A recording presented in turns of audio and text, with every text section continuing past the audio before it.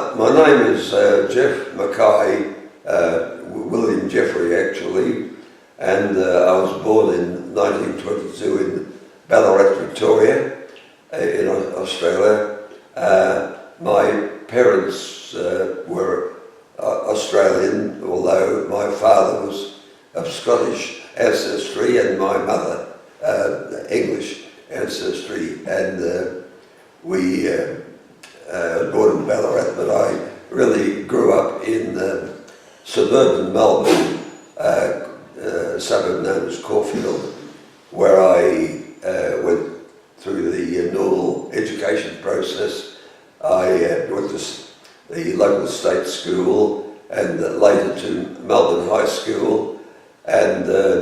at the age of 16 I started working as a cadet engineer in a local suburban council as a cadet engineer.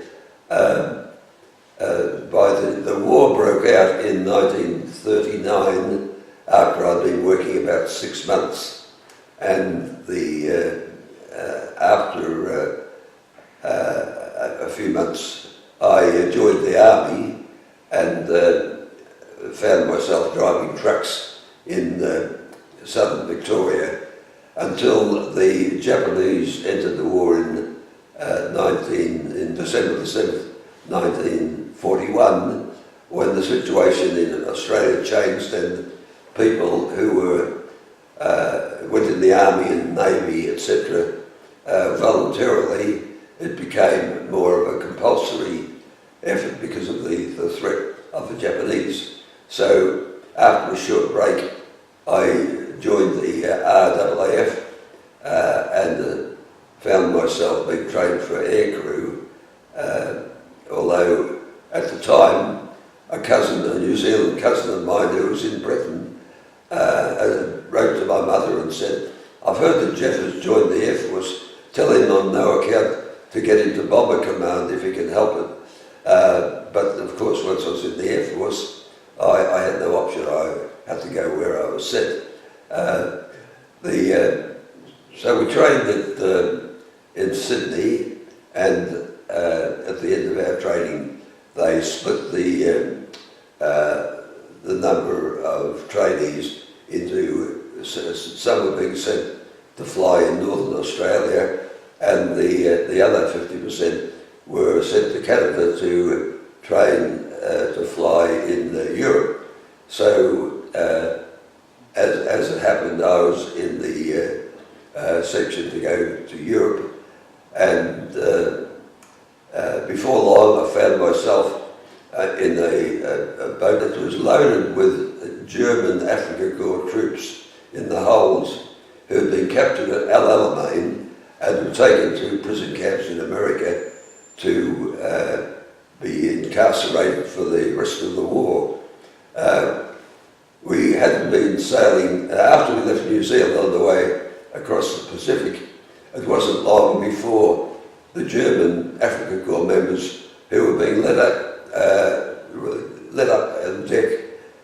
morning and afternoon for a period for air began jumping overboard, and this was a cause of concern. I suppose in total there were probably about a dozen of these troops who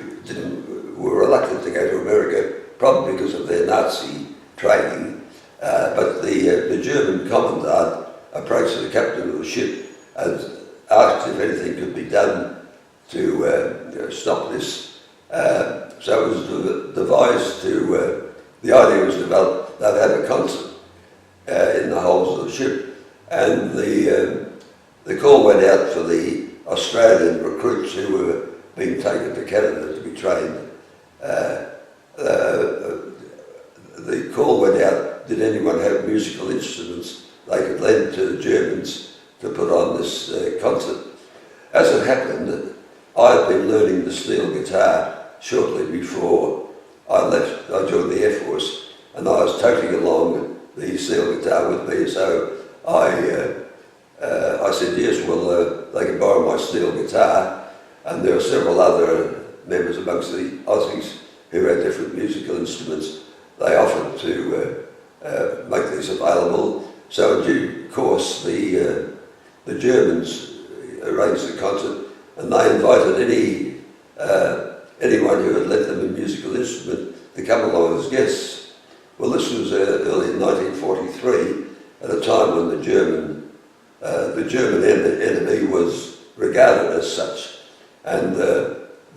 5 or 6 other blokes who came with me to the concert, which was in the bowels of the ship,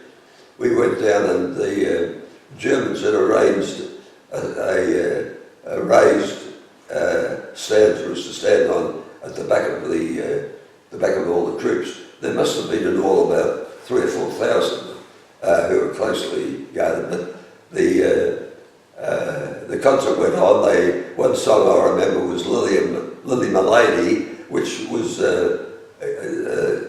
played and sung by some of the German troops, and it was a remarkably good quality. It stuck in my mind for a while. But at any rate, we, at that time, as the German was the enemy, a few of them were turning around and looking at us, and funny looks. A few of them grinned at us, and because I suppose they were glad to have us, but it was change from just being locked up. But the concert passed without them bashing us up, and we were glad to get back to our end of the ship. But it was an interesting little incident on the way over. Another incident that happened with the German prisoners while we were sailing across the Pacific was the British troops who had been guarding them since they were brought round from North Africa were getting a bit sick of the job, and they thought that some of the Australian trainees should have a turn at guarding the troops. So as it happened, I was given the opportunity to stand in the mess room when they came in to eat in morning and afternoon, and I was stationed up at the one end of this vast dining hall where they came. Now they gave me a Sten gun, which I'd never handled before, and I was standing at one end, and there were several other Aussies along the walls of the hall, and when the troops were coming up the stairs and pouring into the room, I thought, gee, I don't want to shoot any of them. I'd better uncock this gun, which I used to do with my pea rifle on the farm. But when I tried to uncock it, it had a much stronger spring than the little pea rifle I used to have, and so the gun started going off, and I sprayed the walls and ceiling before eventually it stopped. By this time there was panic in the dining hall, and the Germans, some of them had been trying to get out, but I was grabbed by it was a Dutch boat, the New Amsterdam was the name, and I was grabbed and marched off, the Sten gun taken off me, taken back to explain why I'd done this, and I was put in the brig for a day in punishment. But there was an incident which stuck in my mind, and sort of